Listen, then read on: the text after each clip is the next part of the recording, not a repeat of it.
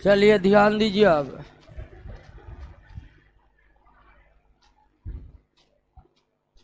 पिछले क्लास में कंप्लीट नहीं हुआ था। कितना तक हुआ था? 84 हो गया था। देखा देखा, एक मिनट दोस्तों। 82 हो गया था, 83 होगा।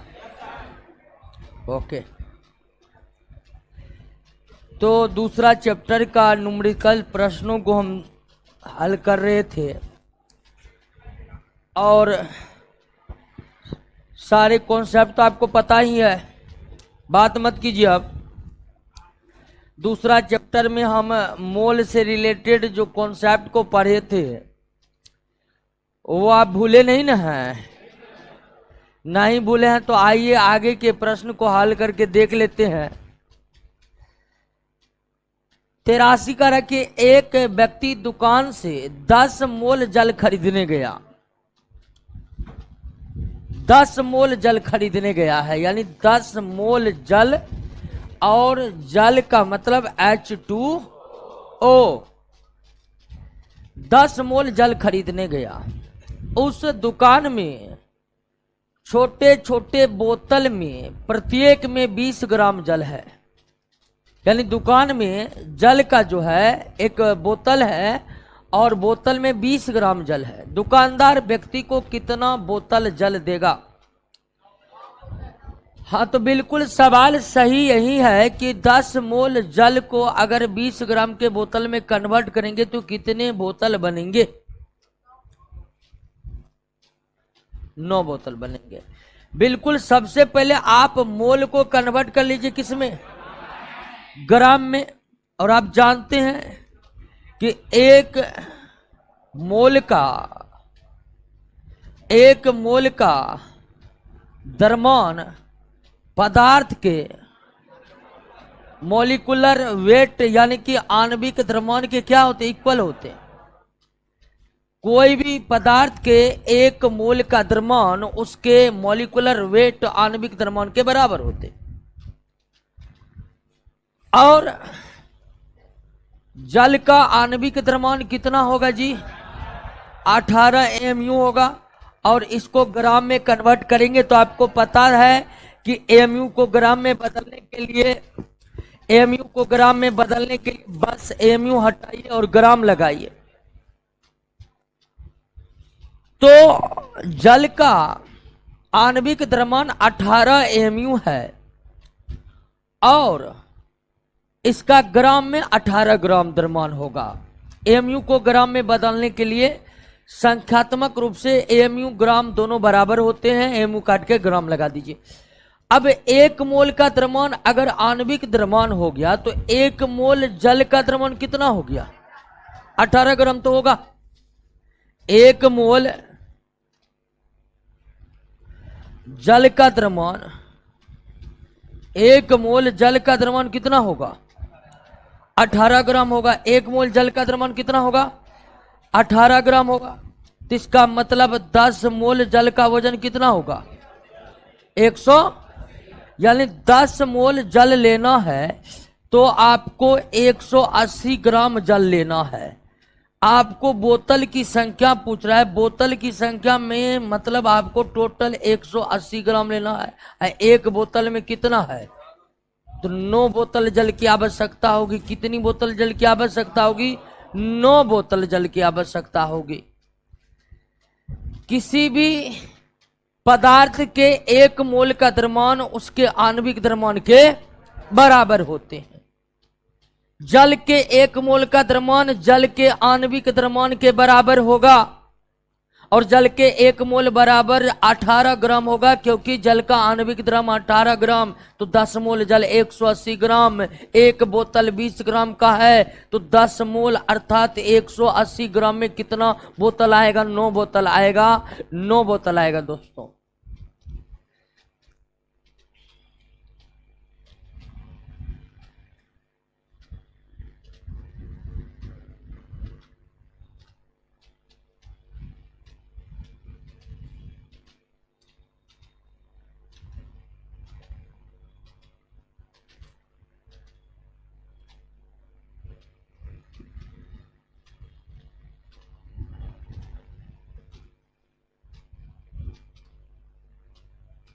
नेक्स्ट,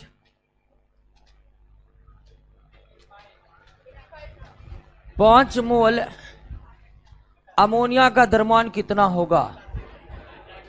5 मोल अमोनिया का द्रव्यमान कितना होगा?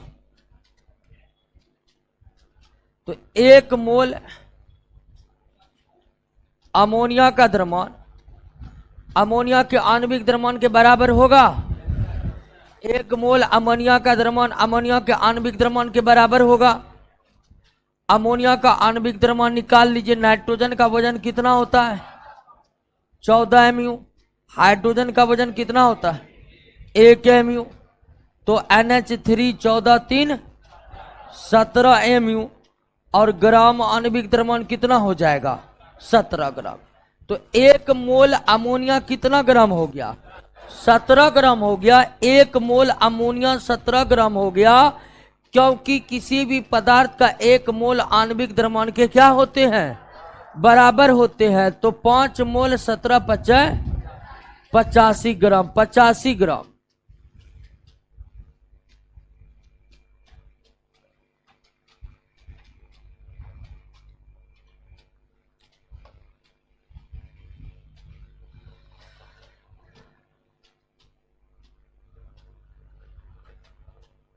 सोडियम कार्बोनेट के 5 मोल का द्रव्यमान निकाले। सोडियम कार्बोनेट के 5 मोल का द्रव्यमान कितना होगा? तो सोडियम का आणविक द्रव्यमान निकाल लीजिए। सोडियम कितना होता है? 23 mu। कार्बन का कितना होता है वजन? 12 mu। ऑक्सीजन का कितना होता है? 16 mu। ठीक है ना? N2CO3 तो हो गया आपको 23 दूनी 46। उसके बाद 12 और 16 तिया 48। तो 8 2 10 16 4 1 5 1 6 4 10 106 mu। तो सोडियम कार्बोनेट का आणविक द्रव्यमान 106 mu हो गया। ग्राम आणविक द्रव्यमान आणविक द्रव्यमान 106 ग्राम हो गया। यानी कि 1 मोल का द्रव्यमान कितना होगा? 106 ग्राम। 1 मोल का द्रव्यमान कितना होगा? 106 ग्राम। तो 5 मोल का द्रव्यमान 530 ग्राम होगा। 530 ग्राम होगा। क्लियर?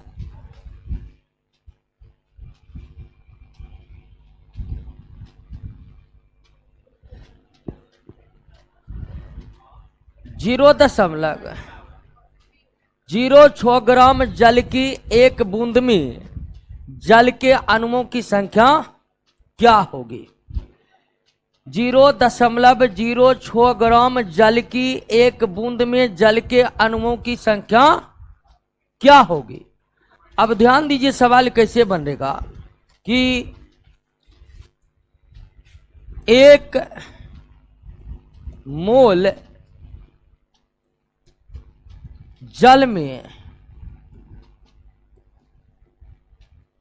6.022 × 10 के पावर 23 अणु होगा। होता है कि नहीं होता है? ये बात तो आप जानते हैं कि कोई भी पदार्थ हो उसके 1 मोल में इतना परमाणु अणु या आयन या कण होते हैं। तो 1 मोल जल में 1 मोल जल में जल के 6.022 × 10 के पावर 23 अणु होगा क्या? और हम जानते हैं कि 1 मोल जल में कितना ग्राम होता है? यानी कि 18 ग्राम जल में जल के उतना ही अणु होंगे जितना 1 मोल में होगा, क्योंकि 1 मोल 18 ग्राम के क्या होते हैं? बराबर होते। कोई दिक्कत है? अब अगर हम 18 ग्राम में इतना होते हैं तो 1 ग्राम में जल के अणुओं की संख्या 18 इतना हो जाएगा। दोस्तों बताइए, हो जाएगा कि नहीं हो जाएगा? अब कितना ग्राम पूछ रहा है? तो 0. अगर 1 ग्राम में इतना रहता है तो 0.06 ग्राम गुना 10 के पावर 23 बटे 18 6 गुना 10 के पावर -2 हो जाएगा। हो जाएगा जी। इसको हम इस तरह लिख सकते हैं। अब काट दीजिए। क्षेत्री का 18 3 दूनी 6 3 दूनी 6 0 2 है। हाँ तो 2.721 हो गया और ये हो गया -2 यानी 10 के पावर -21।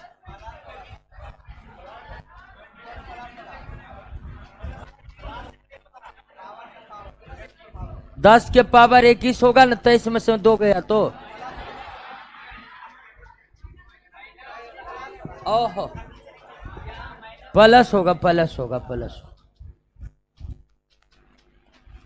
प्लस होगा। चलिए है ऑप्शन।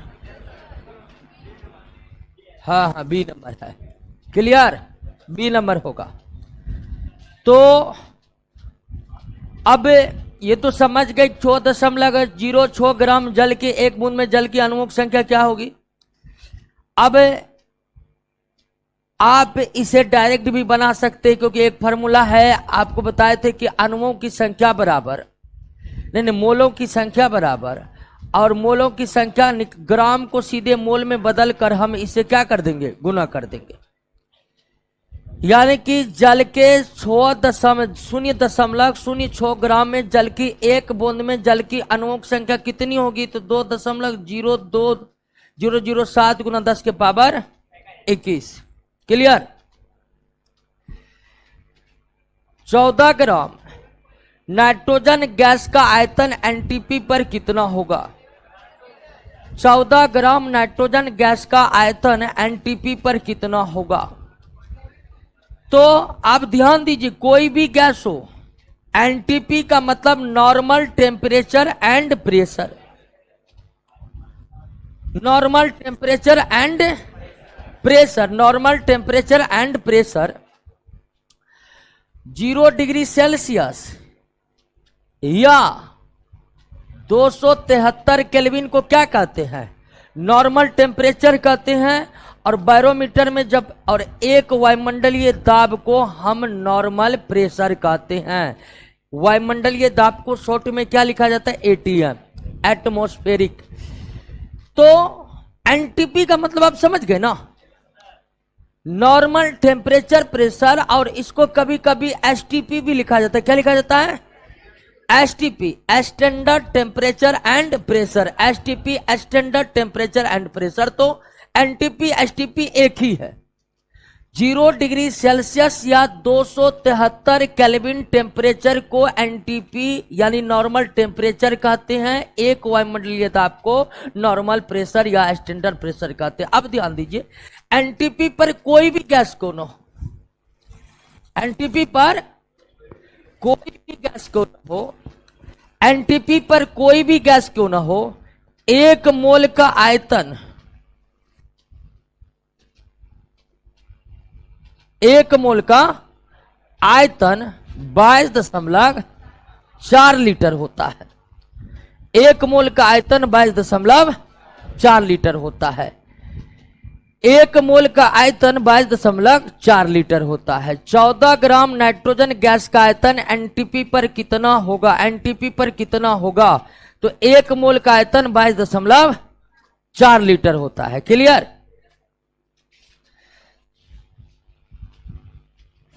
अब ध्यान दीजिए कि 1 मोल समझ गया। अब आपको तो प्रश्न में पूछ रहा है कि 14 ग्राम नाइट्रोजन गैस का आयतन एनटीपी पर कितना होगा, और आप जानते हैं कि 1 मोल का आयतन कितना होता है, 22.4 लीटर होता है।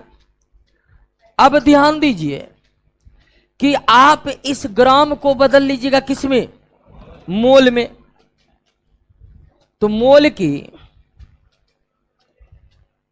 संख्या बराबर ग्राम में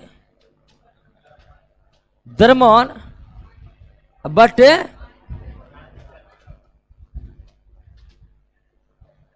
आणविक, ग्राम में द्रव्यमान बटे आणविक द्रव्यमान। तो ग्राम में द्रव्यमान कितना है? 14। आणविक द्रव्यमान में पदार्थ कौन है दोस्तों? नाइट्रोजन। नाइट्रोजन का आणविक द्रव्यमान 14 दूनी 28। नाइट्रोजन का आणविक द्रव्यमान हो जाएगा कितना? 28 mu, यानी ग्राम आणविक द्रव्यमान 28 ग्राम। तो ये हो गया कितना? आधा मोल हो गया। कितना हो गया? आधा मोल हो गया। कितना हो गया दोस्तों? आधा मोल हो गया। तो आप ये जानते हैं कि एक मोल का जो द्रव्यमान है, एक मोल का जो द्रव्यमान है वो 22.4 लीटर होता है। तो आधा मोल का द्रव्यमान, क्लियर? सवाल को समझे? 14 ग्राम नाइट्रोजन गैस आधा मोल नाइट्रोजन गैस के बराबर हुआ। 14 ग्राम नाइट्रोजन गैस को मोल में बदले तो आधा मोल निकला। और हम जानते हैं कि एनटीपी पर कोई भी गैस हो उसके एक मोल का आयतन 22.4 लीटर होता है। तो आधा मोल का आयतन कितना होगा? 11.2 लीटर। नेक्स्ट, 16 ग्राम ऑक्सीजन में उपस्थित अणुओं की संख्या किसके बराबर होगा? 16 ग्राम ऑक्सीजन में उपस्थित अणुओं की संख्या किसके बराबर होगा? तो सबसे पहले आप इस ग्राम को कन्वर्ट कर लीजिए किसमें? मोल में। मोल बराबर होता है ग्राम में द्रव्यमान बटे आणविक द्रव्यमान। तो आणविक द्रव्यमान में ऑक्सीजन आया, ऑक्सीजन का आणविक द्रव्यमान 16 दूनी 32 mu, यानी कि 32 ग्राम। तो मोल बराबर 16 बटे 32 यानी क्या? 1/2 मोल। ये तो क्लियर हो गया कि 16 ग्राम ऑक्सीजन आधा मोल ऑक्सीजन के बराबर है। क्लियर? अब सवाल कर रहा है कि 16 ग्राम ऑक्सीजन में उपस्थित अणुओं की संख्या निम्नलिखित में किसके बराबर होगी? तो निम्नलिखित में उसी के बराबर होगी जो कितने मोल के बराबर होगा? आप ये पता लगाइए कि ऑप्शन में कौन सा पदार्थ आधे मोल के बराबर है। तो सबका मोल, क्लोरीन। क्लोरीन का आणविक द्रव्यमान जानते हैं कितना होता है? 71 mu। सल्फर डाइऑक्साइड में सल्फर का 32 दूनी 64 mu। क्लियर? ओजोन है ना जी, ओजोन हो जाएगा आपका, ओजोन का 16 48 mu और सल्फर डाइऑक्साइड 64 mu। तो ग्राम आप समझ ही रहे हैं। तो कौन आधे मोल का बराबर है? तो आधा मोल के बराबर इसमें कौन है दोस्तों? 32 ग्राम SO2। 32 ग्राम SO2 को मोल में कन्वर्ट करिएगा तो ग्राम में द्रव्यमान बटे आणविक द्रव्यमान आधा मोल के बराबर होगा। और कोई भी ऑप्शन को मोल में बदलिएगा आधे मोल के बराबर। तो 16 ग्राम ऑक्सीजन आधा मोल है और 32 ग्राम SO2 भी आधा मोल है। और आधे आधे मोल में परमाणु अणु की संख्या क्या होगी? समान होगी, क्योंकि सभी पदार्थ के एक मोल में अगर अणुओं की संख्या समान होती है तो सभी पदार्थ के आधे मोल में भी अणुओं की संख्या क्या होगी? समान होगी। होगी कि नहीं होगी? क्लियर? सवाल कैसे बना समझे? गर्मी, एक मिनट चैप्टर को समाप्त कर लेते थोड़ा। एसी नहीं चल रहा, ठीक है। कब चैप्टर को कंप्लीट करते थोड़ा साथ दीजिए आप।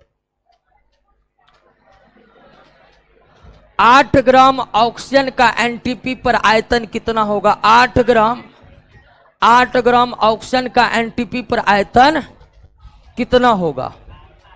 8 ग्राम ऑक्सीजन का एनटीपी पर आयतन कितना होगा? तो ध्यान दीजिए दोस्तों, 8 ग्राम ऑक्सीजन का को आप मोल में बदल लीजिए, ठीक है। मोल बराबर ग्राम में द्रव्यमान बटे आणविक, ग्राम में द्रव्यमान बटे आणविक। आणविक द्रव्यमान कितना होता है? यानी कितना मोल हो गया दोस्तों? 8 ग्राम ऑक्सीजन आधे 1/4 मोल,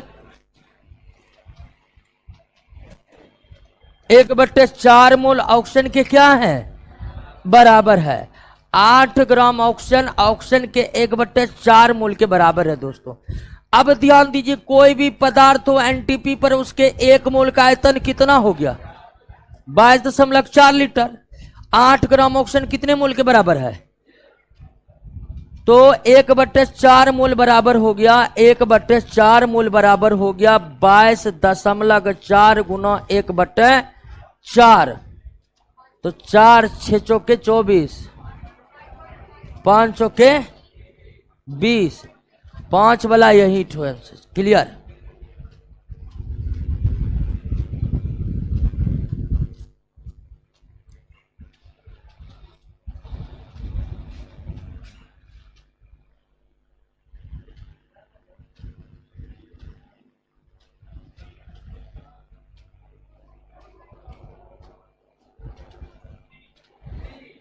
निम्नलिखित में किसका एनटीपी पर सबसे अधिक आयतन होगा?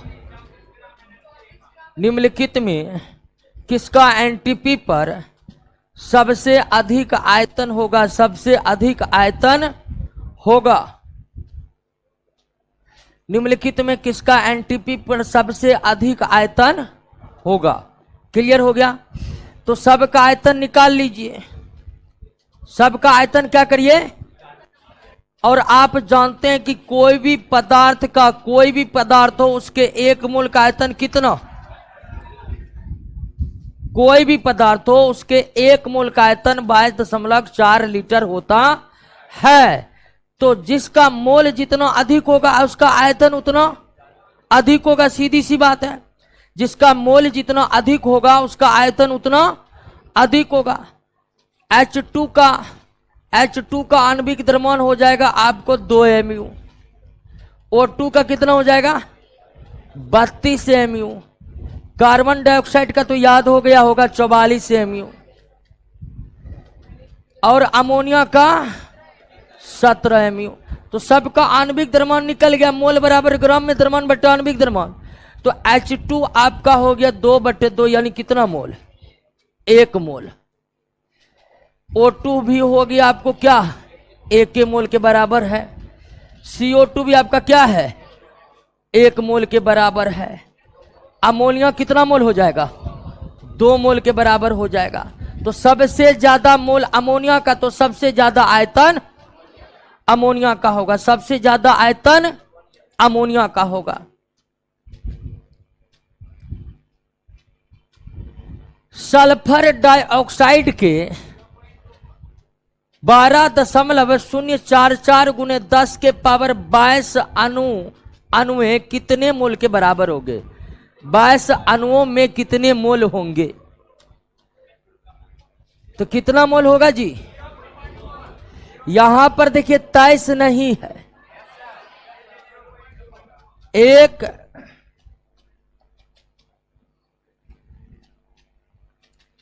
0.6.022 गुना 10 के पावर 23 अणु बराबर कितना होगा?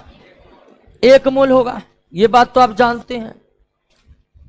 तो 12.044 गुना 10 के पावर 22 अणु बराबर हो गए आपको 1/6.22 गुना 10 के पावर 23 गुना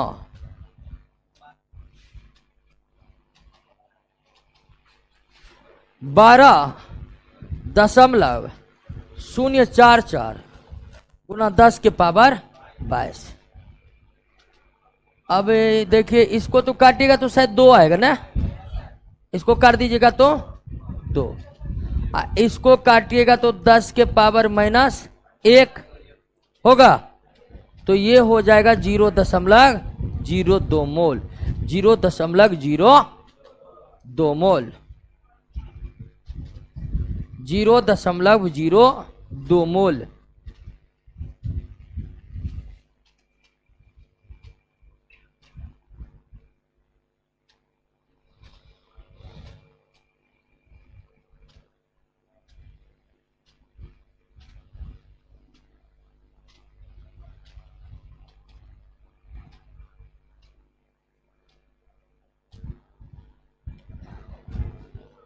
नाइट्रोजन गैस के 3.011 गुना 10 के पावर 24 अणुओं का द्रव्यमान कितना होगा? तो पहले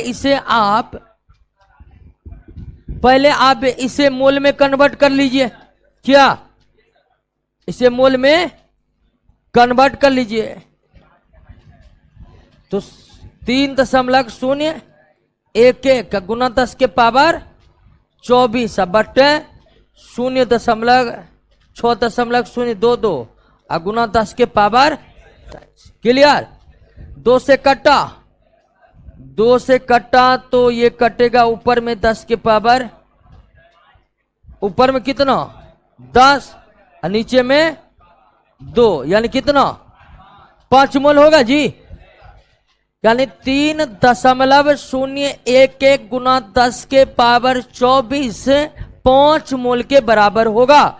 क्यों होगा? तो हम जानते हैं कि 1 मोल बराबर 6.022 गुना 10 के पावर 23 होता है। 1 मोल इतना बराबर 1 मोल, तो इतना बराबर कितना मोल? तो 5 मोल। अब नाइट्रोजन गैस का, ये है आपका नाइट्रोजन गैस। नाइट्रोजन गैस के 1 मोल का द्रव्यमान कितना होगा? 28 ग्राम। होगा कि नहीं होगा? क्योंकि नाइट्रोजन का आणविक द्रव्यमान 28 ग्राम है, तो 1 मोल नाइट्रोजन गैस का द्रव्यमान नाइट्रोजन के आणविक द्रव्यमान 28 ग्राम के क्या होगा? बराबर होगा। 5 मोल है तो 28 गुना 5, 8 पंचे 40, अब 5 दूनी 10, 4 140 ग्राम हो गया। 140 ग्राम हो गया।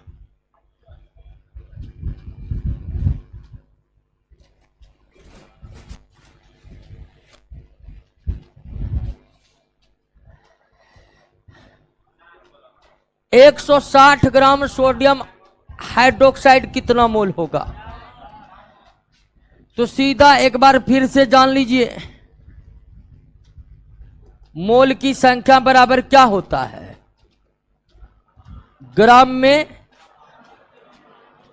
द्रव्यमान बटे आणविक द्रव्यमान बटे आणविक द्रव्यमान। ग्राम में द्रव्यमान बटे आणविक द्रव्यमान, ग्राम में द्रव्यमान बटे आणविक द्रव्यमान। तो ग्राम में द्रव्यमान कितना है? सोडियम हाइड्रोक्साइड यानी कि NaOH, सोडियम हाइड्रोक्साइड का आणविक द्रव्यमान निकाल लीजिए तो 23 प्लस 16 प्लस 1, 6 1 7 3 10, 10 1 1 2 4, कितना हो गया? 40, यानी कितना? 4 मोल हो गया। 4 मोल, 4 मोल।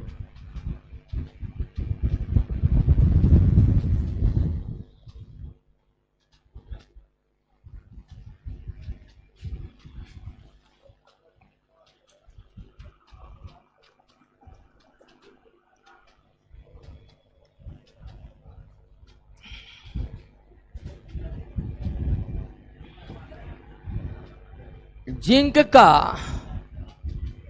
परमाणु द्रव्यमान 65.41 यूं है।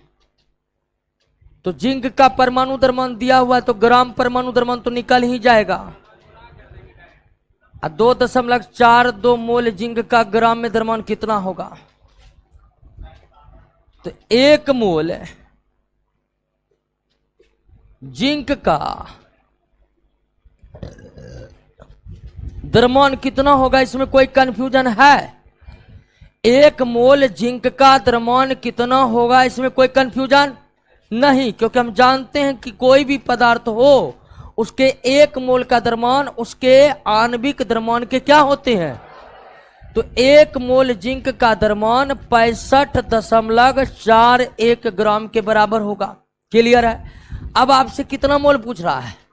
2.42 मोल, 2.42 मोल जिंक का द्रव्यमान, जिंक का द्रव्यमान 65.41 गुना 2.42 करिए तो गुना कितना आ रहा है?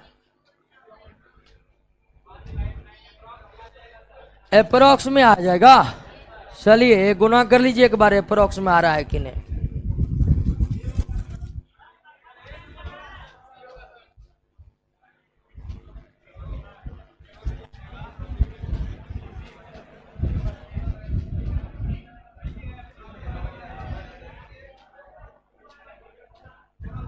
सही में ए होगा इसका आंसर जी।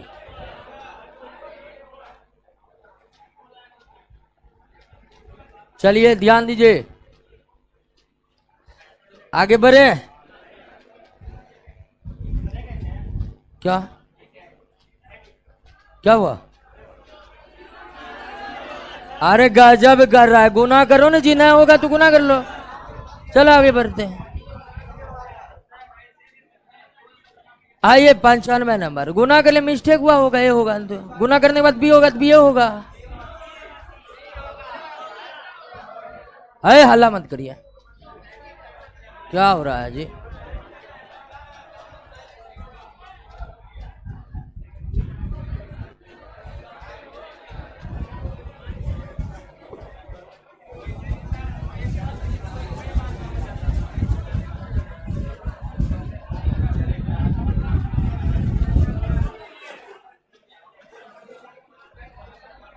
ध्यान दीजिए, इसको देख लेते और कितना प्रश्न है।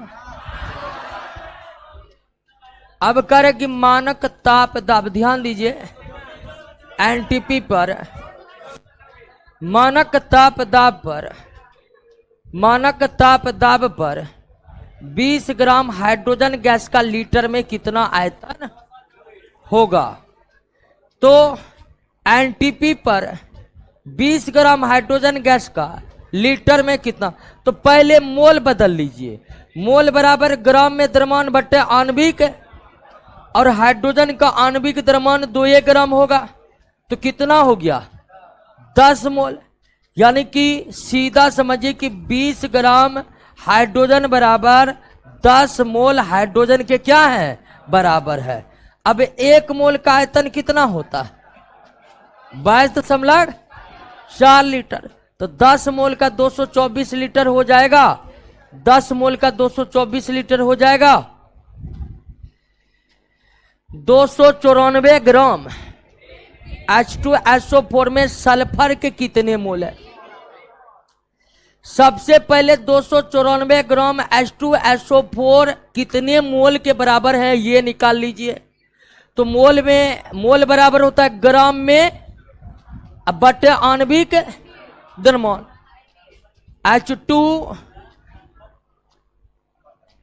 H2SO4 का आणविक द्रव्यमान निकाल लीजिए। हाइड्रोजन का 2, सल्फर का 32, 16 चौके, ऑक्सीजन का 16 होता है, 4 है, तो 4 2 6 2 8 6 3 9, 98 ग्राम। तो 98 3, यानी कितना मोल है? 3 मोल है। कितना मोल हो गया? तो 200, ये बात तो समझ गए आप कि 294 ग्राम सल्फ्यूरिक अम्ल जो है 3 मोल सल्फ्यूरिक अम्ल के क्या है? बराबर है। 3 मोल सल्फ्यूरिक अम्ल के क्या हो गए? बराबर है। 294 ग्राम सल्फ्यूरिक अम्ल 3 मोल सल्फ्यूरिक अम्ल के इक्वल है। अब आपको हम फार्मूला बताए थे कि अगर आणविक सूत्र, अगर आणविक सूत्र H2SO4 है, तो इसका मतलब हुआ कि 1 मोल H2SO4 में हाइड्रोजन का कितना मोल है? 2 मोल है। हाइड्रोजन कितना मोल है? सल्फर का कितना है? 1 मोल है। सल्फर का कितना है? और ऑक्सीजन का कितना है? 4 मोल है कि नहीं है? इस H2SO4 का मतलब यह हुआ कि 2 मोल हाइड्रोजन, 1 मोल सल्फर और 4 मोल ऑक्सीजन मिलकर के 1 मोल सल्फ्यूरिक अम्ल बनाया। बात को समझे कि नहीं समझे? फार्मूला को तो इससे पहले भी ये वाला कॉन्सेप्ट बताए थे कि रासायनिक सूत्र का क्या तात्पर्य निकलता है मोलों के रूप में। तो 1 मोल H2SO4 में 2 मोल हाइड्रोजन है, 1 मोल सल्फर है, 4 मोल। तो 1 मोल सल्फ्यूरिक अम्ल में सल्फर कितना है? 1 मोल सल्फ्यूरिक अम्ल में सल्फर कितना है? 1 मोल है। तो 3 मोल में कितना हो जाएगा? 3 मोल हो जाएगा। क्लियर?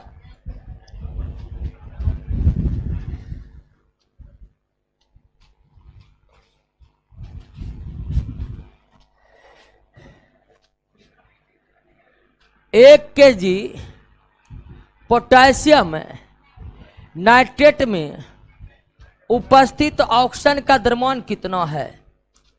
1 kg पोटेशियम नाइट्रेट में उपस्थित ऑक्सीजन का द्रव्यमान कितना है?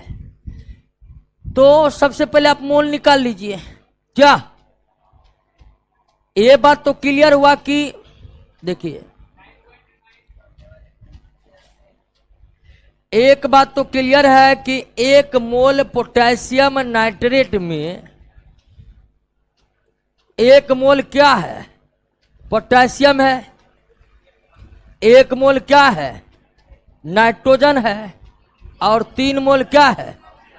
ऑक्सीजन। इसमें तो कोई दिक्कत नहीं ना है। यानी कि 1 मोल पोटेशियम नाइट्रेट में 3 मोल ऑक्सीजन है। क्लियर? अब 1 kg को सबसे पहले आप मोल में बदल लीजिए। 1 kg पोटेशियम नाइट्रेट कितने मोल के बराबर है? मोल में द्रव्यमान, मोल बराबर होता है ग्राम में द्रव्यमान। 1 kg बराबर कितना ग्राम? अब पोटेशियम नाइट्रेट का आणविक द्रव्यमान निकालिए। पोटेशियम का 39 ना होता जी, पोटेशियम का 39 होता है। नाइट्रोजन का आप जानते हैं 14 होता है, और ऑक्सीजन का भी आप जानते हैं कि 16 होता है। तो पोटेशियम नाइट्रेट का आणविक द्रव्यमान, पोटेशियम नाइट्रेट का आणविक द्रव्यमान 39 प्लस 14 और 16 या 48। 8 4 12 10 22 2 4 2 6 1 7 3 10 101। अब ली 101 तो कितना आएगा जी? 9.99 आएगा। नहीं नहीं सॉरी, कितना आ जाएगा? 9.99 आ रहा है। कोई भागा दे नहीं रहे। देखो कितना हो रहा है जी। अरे हल्ला नहीं कर रहे हैं, हल्ला नहीं। 9.90 क्लियर हो गया। तो 1 kg पोटेशियम नाइट्रेट 9.90 मोल के बराबर हुआ। 1 मोल पोटेशियम नाइट्रेट में ऑक्सीजन कितना है? 3 मोल। तो 1 kg पोटेशियम नाइट्रेट में ऑक्सीजन कितना मोल होगा? तो 9.90 गुना 3 तो 0.27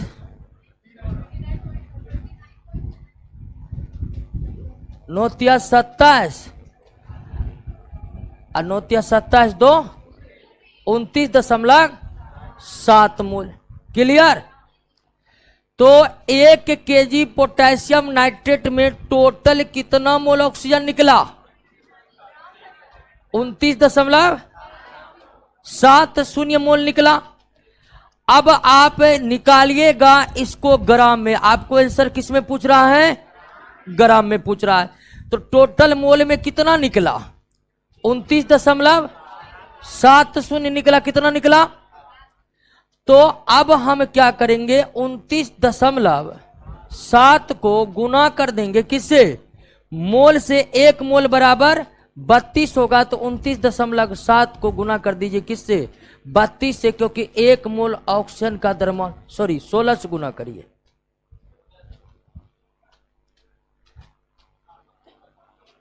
16 से।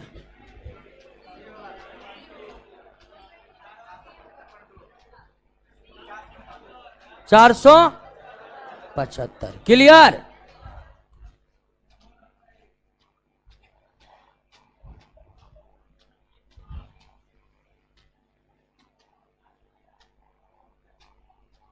सवाल को समझे कि नहीं? सबसे पहले आपको यह समझना पड़ेगा कि फार्मूला का मतलब क्या होता है। फार्मूला का मतलब होता है कि 1 मोल पोटेशियम नाइट्रेट में ऑक्सीजन कितना है। क्लियर? अब आप 1 kg पोटेशियम नाइट्रेट को 1 kg पोटेशियम नाइट्रेट को कन्वर्ट कर दिए किस में? 1 kg पोटेशियम नाइट्रेट कितना मोल निकला?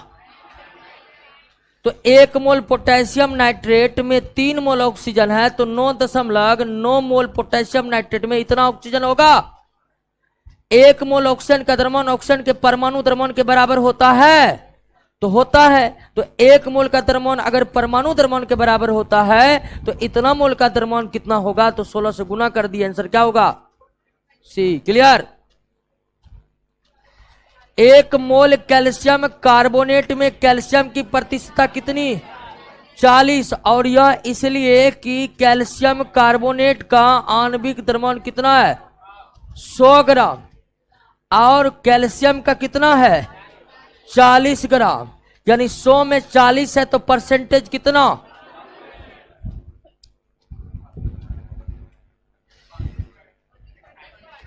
एक मोल H2SO4 में सल्फर कितना प्रतिशत है, एक मोल सल्फ्यूरिक एसिड का द्रव्यमान निकालिए, कितना, 98 ग्राम, आणविक द्रव्यमान 98 है, तो एक मोल सल्फ्यूरिक एसिड का द्रव्यमान कितना है, 98 ग्राम है, कितना है, 98 ग्राम है। तो 98 ग्राम जो है, तो इसका मतलब है कि 98 ग्राम सल्फ्यूरिक अम्ल में सल्फर कितना है, 32 ग्राम सल्फर है कि ना है। अगर टोटल 98 ग्राम निकलेगा तो इसमें सल्फर अकेला एक है तो 32 ग्राम है, 98 में 32 है तो एक में कितना रहेगा, 32/98 ग्राम सल्फर है। अब परसेंटेज का मतलब होता है कितने में निकालिए, 100 में निकालिए, तो 100 में 32/98 गुना 100 निकालिए।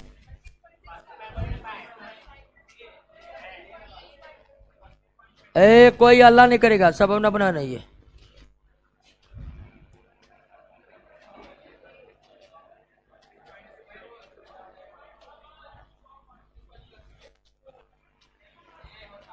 ऑनलाइन पर क्या हुआ, ऑनलाइन में क्या दिक्कत है जी, सर्वर स्लो है, अच्छा 32.65 है, 32.65।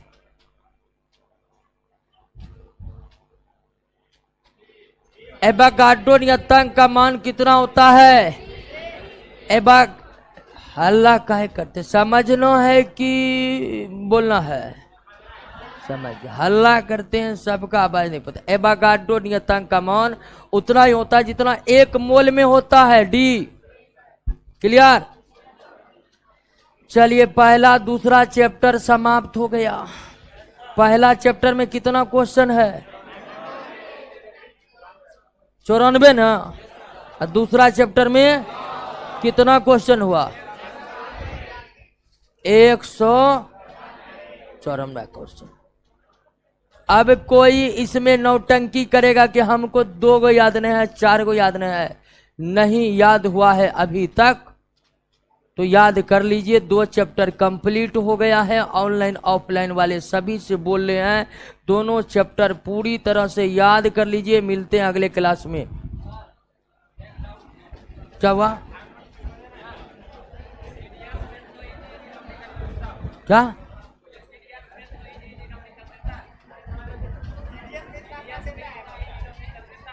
CGL में, CDS में